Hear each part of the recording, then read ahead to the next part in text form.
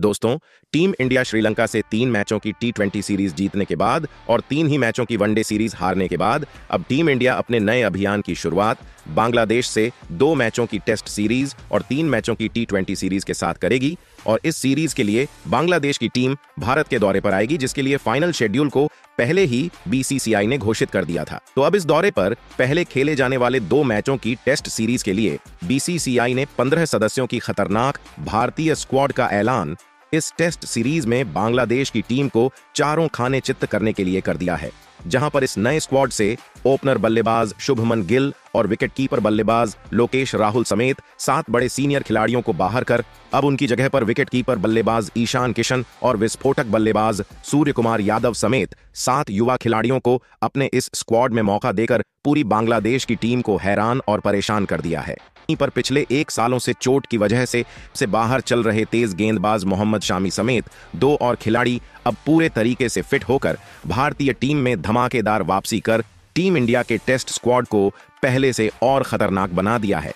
ऐसे में इस टेस्ट सीरीज में टीम इंडिया की प्लेइंग 11 में भी होते दिखेंगे कई बड़े बदलाव। जी हां दोस्तों, आप बिल्कुल सही सुन रहे हैं। जैसा कि आपको पता, अगले साल टेस्ट चैंपियनशिप का फाइनल मुकाबला खेला जाना है, जिसके लिए यह टेस्ट सीरीज भारतीय टीम के लिए बेहद अहम होने वाला है। दोस्तों, इस नए वीडियो में हम आपको बताने वाले हैं भारत और बांग्लादेश के बीच खेले जाने वाले 2 मैचों के टेस्ट सीरीज का क्या होने वाला है, पूरा शेड्यूल, वहीं पर इंडिया और बांग्लादेश के बीच इस टेस्ट सीरीज का पहला सुपरहिट टेस्ट का बड़ा महामुकाबला कब और कहां खेला जाएगा। पर टेस्ट सीरीज का लाइव टेलीकास्ट टीवी पर और लाइव स्ट्रीमिंग मोबाइल पर आपको कहां देखने को मिलेगा। पर इसके अलावा बीसीसीआई ने भारतीय टीम के चीफ सेलेक्टर अजीत आगरकर के साथ मिलकर इस टेस्ट सीरीज में बांग्लादेशी टीम को रौंदने के लिए कौन कौन से 15 सदस्यों की शानदार भारतीय स्क्वाड का किया है चयन, जिसे देख बांग्लादेश की टीम अभी से इस टेस्ट सीरीज में मान चुकी है हार। वहीं पर इसके अलावा इस टेस्ट सीरीज के लिए टीम इंडिया की कैसी हो सकती है सबसे बेहतरीन प्लेइंग 11। इसके अलावा इस दौरे पर कौन होगा भारतीय टीम का टेस्ट कप्तान और उप कप्तान। वहीं पर दोनों टीमों का एक दूसरे के सामने टेस्ट मुकाबलों में कैसे है जीत और हार के आंकड़े। तो आंकड़ों के इस गणित से कौन सी टीम किस पर पड़ेगी इस टेस्ट सीरीज में भारी। लेकिन उससे पहले दोस्तों, आप हमारे वीडियो में नए हो तो टीम इंडिया से जुड़ी हर छोटी बड़ी जानकारी से जुड़े रहने के लिए अपने इस क्रिकेट चैनल क्रिकेट क्लासरूम को सब्सक्राइब दिल से इस वीडियो को एक लाइक और शेयर करना बिल्कुल ना भूले। तो दोस्तों, इस नए वीडियो की शुरुआत करते हैं भारत और बांग्लादेश के बीच खेले जाने वाले इस 2 मैचों के टेस्ट सीरीज के पूरे शेड्यूल से। तो दोनों टीमों के बीच का पहला टेस्ट का बड़ा मुकाबला 19 सितंबर से 23 सितंबर तक चेन्नई में, तो वहीं दूसरा टेस्ट का महामुकाबला 27 सितंबर से 1 अक्टूबर तक कानपुर में भारतीय समयानुसार सुबह 9 बजे से खेला जाएगा। वहीं पर इस टेस्ट सीरीज का लाइव टेलीकास्ट हमको टीवी पर स्पोर्ट्स 18 नेटवर्क चैनल पर, तो वहीं मोबाइल पर इस सीरीज की लाइव स्ट्रीमिंग हमको जियो सिनेमा ऐप पर देखने को मिलेगा। तो पर अब अगर इस टेस्ट सीरीज के लिए टीम इंडिया के कप्तान और उप कप्तान की बात करें तो रोहित शर्मा को एक बार फिर से बीसीसीआई ने टीम इंडिया के टेस्ट फॉर्मेट की कमान उनके कंधों पर दी। तो वहीं पर तेज गेंदबाज जसप्रीत बुमराह बतौर उप कप्तान रोहित शर्मा का साथ इस टेस्ट सीरीज में देंगे। वैसे दोस्तों, आपको क्या लगता है टेस्ट फॉर्मेट का सबसे बेहतरीन और शानदार कप्तान कौन है? दोस्तों, इस टेस्ट सीरीज के लिए बीसीसीआई ने जिन 15 सदस्यों की खतरनाक स्क्वाड का चयन बांग्लादेश टीम के इस सीरीज में परखच्चे उड़ाने के लिए किया है। खतरनाक स्क्वाड की बात करने से पहले आपको बताते हैं क्या है इंडिया और बांग्लादेश के बीच आज तक खेले गए टेस्ट मुकाबलों में जीत और हार के आंकड़े। तो अब तक ये दोनों ही टीमें टेस्ट फॉर्मेट के मुकाबलों में एक दूसरे से 13 बार टकरा चुकी है, जिसमें भारतीय टीम ने 11 मुकाबलों में बांग्लादेशी टीम को धूल चटाया है। तो वहीं पर बांग्लादेश की टीम को अभी तक टीम इंडिया के सामने टेस्ट मुकाबलों में कोई जीत नसीब हुई नहीं है, यानी कि अभी भी बांग्लादेश को पहली जीत का इंतजार टीम इंडिया के खिलाफ है। वहीं पर 2 मुकाबले इन दोनों टीमों के बीच ड्रॉ रहे। ऐसे में हेड टू हेड रिकॉर्ड में भारतीय टीम का बांग्लादेश के ऊपर दबदबा अब तक बरकरार है। तो दोस्तों, अब उन 15 सदस्यों की बात एक एक कर करते हैं, जिसे बीसीसीआई ने बांग्लादेश को इस टेस्ट सीरीज में एक बार फिर से कुचलने के लिए किया है।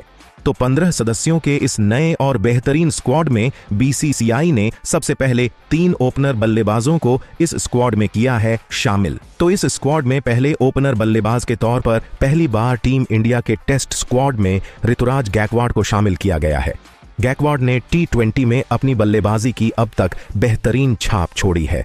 वैसे ऋतुराज ने रणजी मुकाबलों में बीते कुछ समय में शानदार प्रदर्शन किया है, तो अब टेस्ट में मिले इस बड़े मौके का फायदा भी जरूर उठाते हुए टीम इंडिया के टेस्ट स्क्वाड में अपनी जगह परमानेंट फिक्स करना चाहेंगे।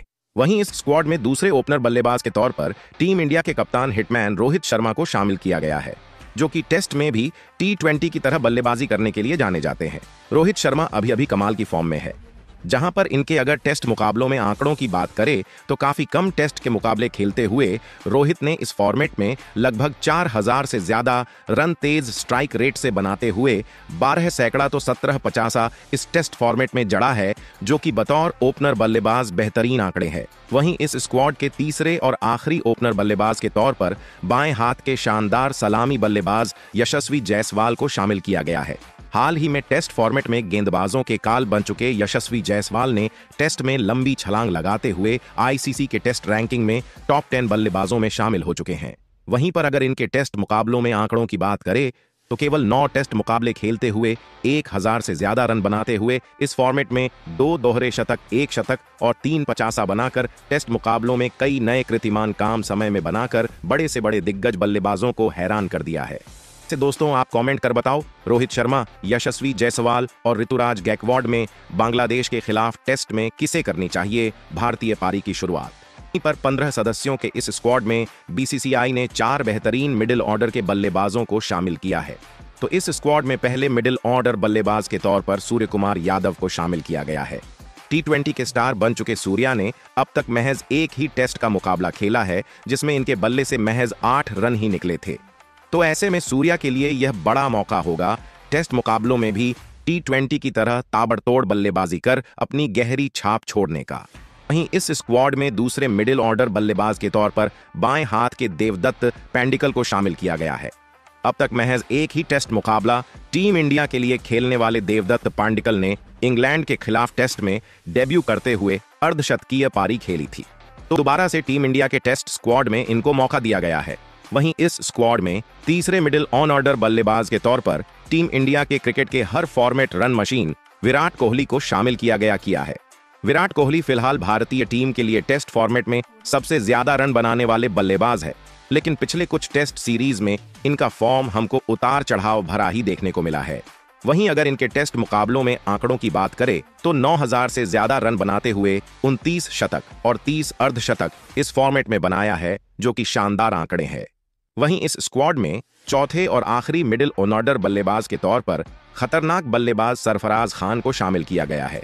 हाल ही में इंग्लैंड के खिलाफ टेस्ट सीरीज में डेब्यू करते हुए सरफराज खान ने अपने ताबड़तोड़ बल्लेबाजी की बेहतरीन छाप छोड़ी थी, जहां पर इस सीरीज में एक के बाद एक 3 अर्धशतक तेज स्ट्राइक रेट से बनाए थे। तो अब देखने वाली बात होगी बांग्लादेश के खिलाफ क्या फिर इनका बल्ला एक बार करेगा रनों की बारिश। वहीं पर 15 सदस्यों के इस टेस्ट स्क्वाड में बीसीसीआई ने 2 युवा विकेटकीपर बल्लेबाजों को शामिल किया है। तो इस स्क्वाड में पहले विकेटकीपर बल्लेबाज के तौर पर बाएं हाथ के ईशान किशन को शामिल किया गया है। ईशान किशन लंबे समय से टीम इंडिया के हर फॉर्मेट से बाहर चल रहे थे, लेकिन अब इनकी वापसी हुई है। ईशान किशन ने अब तक 2 टेस्ट मुकाबले खेले हैं, जिसमें इनके बल्ले से एक अर्धशतक निकाला है। तो ऐसे में ईशान के पास अच्छा मौका होगा टेस्ट में शानदार प्रदर्शन कर हर फॉर्मेट में टीम में दोबारा वापसी करने का। वहीं इस स्क्वाड में दूसरे विकेटकीपर बल्लेबाज के तौर पर ऋषभ पंत को शामिल किया गया है।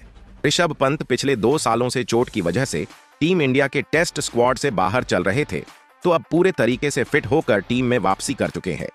वहीं टेस्ट मुकाबलों में इनके आंकड़ों पर नजर डाले तो ऋषभ पंत ने केवल 33 टेस्ट खेलते हुए 2300 के लगभग रन बनाकर 5 सैकड़ा तो 11/50 जड़ा है।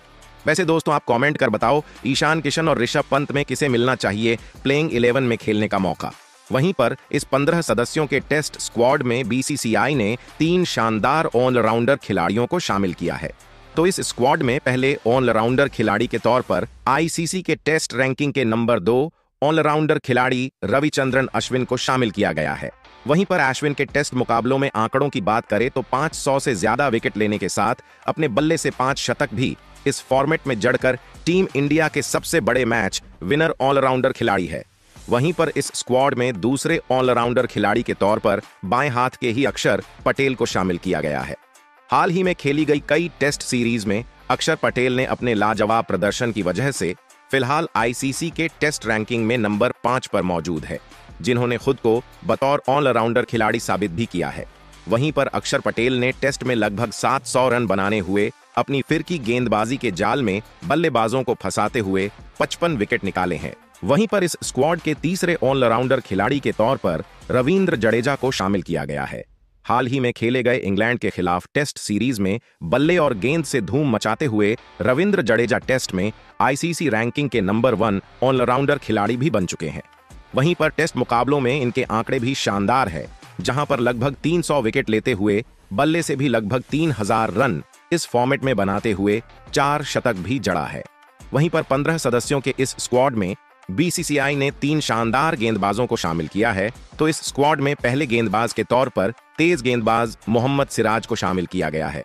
वनडे और टी20 में इनका फॉर्म भले ही खराब देखने को हाल ही में देखने को मिला है, लेकिन टेस्ट में इनके आंकड़े शानदार हैं, जहां पर केवल 28 टेस्ट खेलते हुए लगभग 75 विकेट निकले हैं। वहीं पर इस स्क्वाड में दूसरे गेंदबाज के तौर पर तेज गेंदबाज मोहम्मद शामी को शामिल किया गया है। चोट की वजह से लंबे समय से टीम से बाहर रहे शमी की वापसी हुई है। शमी इस फॉर्मेट के एक घातक गेंदबाज है, जिनके अगर टेस्ट मुकाबलों में आंकड़ों की बात करें तो शमी ने इस फॉर्मेट में 230 से ज्यादा विकेट लेते हुए वर्तमान समय में टीम इंडिया के सबसे बड़े विकेट टेकर गेंदबाज है। वहीं इस स्क्वाड के तीसरे और आखिरी गेंदबाज के तौर पर टीम इंडिया सबसे बेहतरीन गेंदबाज जसप्रीत बुमराह को शामिल किया गया है।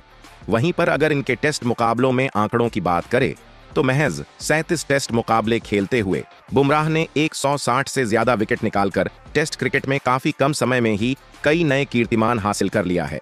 वैसे दोस्तों, आप कमेंट कर बताओ, टीम इंडिया अपनी इस 15 सदस्यों की बदली हुई स्क्वाड के साथ बांग्लादेश से 2 मैचों की टेस्ट सीरीज में कितने टेस्ट जीत सकती है? वहीं पर और किस खिलाड़ी को इस टेस्ट सीरीज के स्क्वाड में मिलना चाहिए था मौका?